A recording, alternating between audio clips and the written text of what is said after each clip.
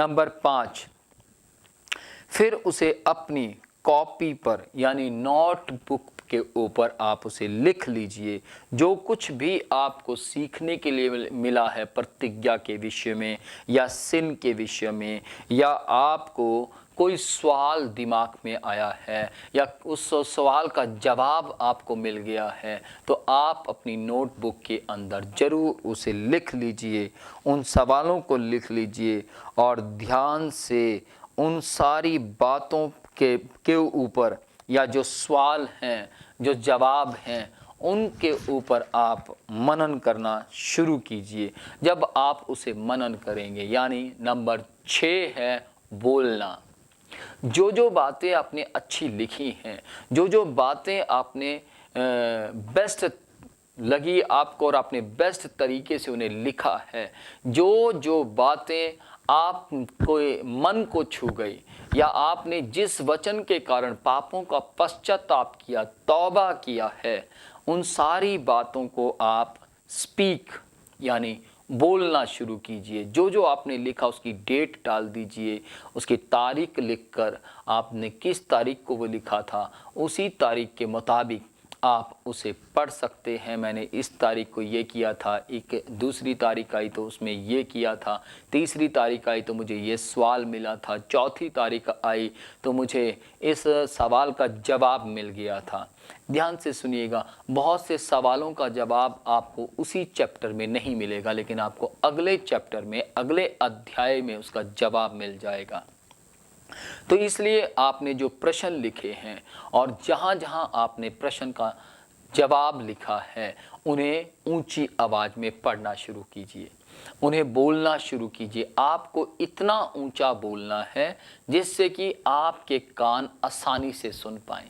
जरूरी नहीं है कि आप बहुत ऊंची आवाज़ में बोलें कि दूसरे लोग परेशान हो जाएं, परंतु आपको इतना बोलना है, इतनी ऊंची आवाज़ में बोलना है जिससे कि आप स्वयं सुन सकें कि आपने क्या लिखा है। जब आप लिखे हुए को बोलते हैं तो वो आपकी आवाज़ के द्वारा आपके लिए आशीष का कारण बनता है।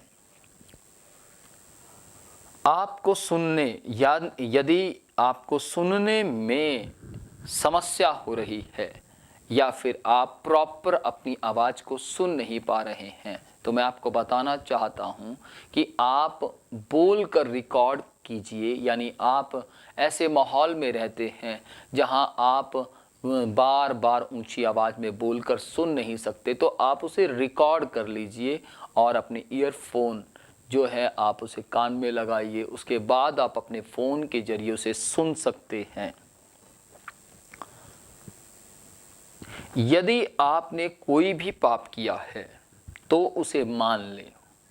यदि आपने किसी भी प्रकार का कोई भी अपराध किया है, उसे थोड़ा अपना मुंह खोलकर उसे मान लीजिए। जैसे कि रोमियो 10वां अध्याय उसकी 9वीं आयत में परमेश्वर का वचन कहता है, यदि तू अपने दिल से विश्वास करे और मुंह से अंगीकार करे कि प्रभु परमेश्वर मेरे पापों के लिए मारे गए, गाड़े गए और तीसरे दिन मुर्दों में से जीवित हुए, तो तू निश्चय उद्धार पाएगा। जब कभी आप इस तरीके के वचन पढ़ें तो आप तुरंत उसी वक्त, यदि आपने कुछ भी गलती की है, पाप किया है, तो उसे मान लीजिए और मानने के बाद उसे छोड़ भी दीजिए। प्रभु के नाम की महिमा हो। आइए हम अपनी आंखें बंद करें और प्रार्थना करें। Oh hallelujah, praise the Lord, praise the Lord. पिता, हम आपके नाम की महिमा करते स्वामी, इन 6 कदमों के मुताबिक परमेश्वर चलने के लिए आप इन सब लोगों की सहायता कीजिए। जितने भी लोगों तक परमेश्वर, जितने भी परिवारों तक परमेश्वर, जितने भी मसीह परिवारों तक मेरी आवाज़ पहुंची है, मैं प्रार्थना करता हूं स्वामी, ये इसी तरीके से वचन को पढ़ते पढ़ते पढ़ते एक दिन पूरी बाइबल को समझ पाएंगे। जैसे कि आज परमेश्वर मैंने ऐसे तरीके को अपनाकर परमेश्वर प्रभु जी, आज 13 से भी ज़्यादा बार मैं बाइबल को पढ़ पाया हूँ और बाइबल को समझ पाया हूँ। पिता, मैं यीशु के जीवित नाम में मेरी प्रार्थना है परमेश्वर, जितने भी लोगों ने इसे ध्यान से सुना है परमेश्वर, प्रभु इन्हें बल दीजिए, इन्हें अपनी सामर्थ दीजिए परमेश्वर, इन्हें अपना अभिषेक दीजिए परमेश्वर, इन पर अपने अनुग्रह को उंडेल दीजिए परमेश्वर, ताकि ये भी सब लगातार इसी तरीके से इन 6 कदमों के मुताबिक चलकर परमेश्वर आपके पवित्र शास्त्र को पूरा पढ़ सके परमेश्वर। और जो नए विश्वासी हैं परमेश्वर, जब वो यूहन्ना से लेकर प्रकाशित वाक्य तक परमेश्वर और फिर मत्ती, मरकुस, लूका को भी पढ़ते हैं, तो मेरी प्रार्थना है परमेश्वर ये पूरी तरह से बाइबल को समझने पाए परमेश्वर। पिता, यीशु के जीवित नाम में, पवित्र नाम में परमेश्वर मैं प्रार्थना करता हूँ। प्रभु, जो वीडियो देखकर वचन को सीखते हैं और उसके बाद भी परमेश्वर वो बाइबल को भी पढ़कर परमेश्वर और ज़्यादा सीखने की कोशिश करते हैं, उन पर आपके आशीर्वाद को मांगता हूँ, आपकी दया को मांगता हूँ परमेश्वर।